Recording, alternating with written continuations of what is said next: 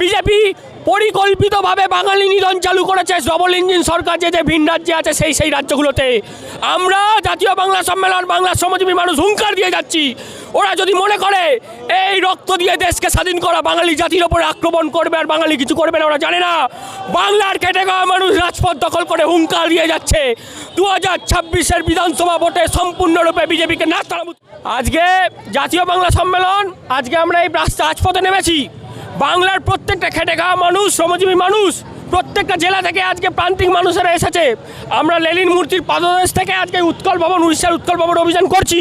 আমাদের একটা মাত্রই উদ্দেশ্য, আজকে বাঙালিকে বাংলা ভাষায় কথা বলার জন্য ভিন রাজ্যে যেখানে বিজেপি ডবল ইঞ্জিন সরকার আছে সেখানে বাংলাদেশি বলে থাকিয়ে দেওয়া হচ্ছে, তাদের ওপর অত্যাচার করা হচ্ছে। আজকে মালকানগিরি, উড়িষ্যার মালকানগিরিতে সেখানে হাজারে হাজারে বাঙালি পরিযায়ী শ্রমিকদের ঘর বাড়ি জ্বালিয়ে দেওয়া হয়েছে, শুধুমাত্র তারা বাঙালি বলে, বাংলা ভাষায় কথা বলে তারা পেটের তাগিদে সেখানে রোজগার করতে গেছে, তারা শুধু বাংলা ভাষায় কথা বলে তাদের ঘর বাড়ি জ্বালিয়ে দেওয়া হয়েছে। বিজেপি পরিকল্পিতভাবে বাঙালি নিধন চালু করেছে ডবল ইঞ্জিন সরকার যে ভিন রাজ্যে আছে সেই রাজ্যগুলোতে। আমরা জাতীয় বাংলা সম্মেলন বাংলা শ্রমজীবী মানুষ হুঙ্কার দিয়ে যাচ্ছি, ওরা যদি মনে করে এই রক্ত দিয়ে দেশকে স্বাধীন করা বাঙালি জাতির ওপরে আক্রমণ করবে আর বাঙালি কিছু করবে না, ওরা জানে না।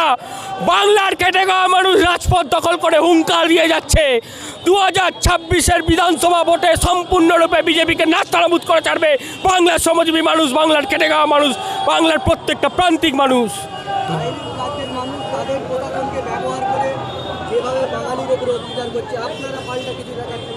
আমরা আজকে রাজপথ দখল করেছি, আমরা কখনো হিংসার পক্ষে নয়। ওরা যেভাবে বিজেপির ক্যাডাররা যেভাবে বাঙালিদেরকে বেছে বেছে বাংলা ভাষা বলার অপরাধে অত্যাচার করছে, আমরা ওদেরকে বুঝিয়ে দেবো যে বাঙালি যেমনি লড়াই করতে পারে, রাজনৈতিক লড়াই কাকে বলে। 2026-এর ভোটে আমরা লড়াই করব।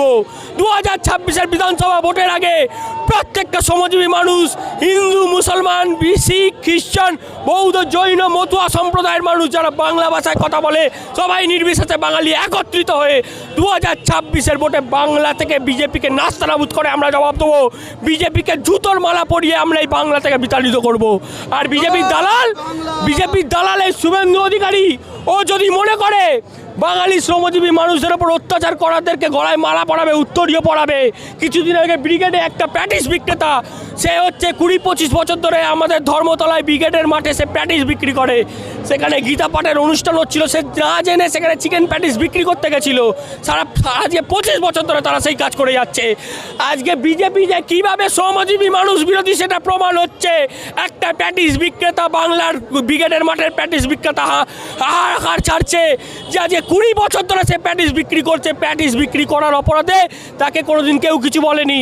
চিকেন প্যাটিস বিক্রি করার অপরাধে তাকে মারধর করে তার মাল নষ্ট করা হয়েছে। আর যারা এই কুকাজ করেছে তাদের বিরুদ্ধে বাংলা দলমত নির্বিশেষে সব সম্প্রদায়ের মানুষ এক হয়ে যখন ধিক্কার জানাচ্ছে, সেই সময় শুভেন্দু অধিকারী বিজেপির দালাল, দিল্লির দালাল, সে তার গলায় মালা পরাচ্ছে, উত্তরীয় পরাচ্ছে।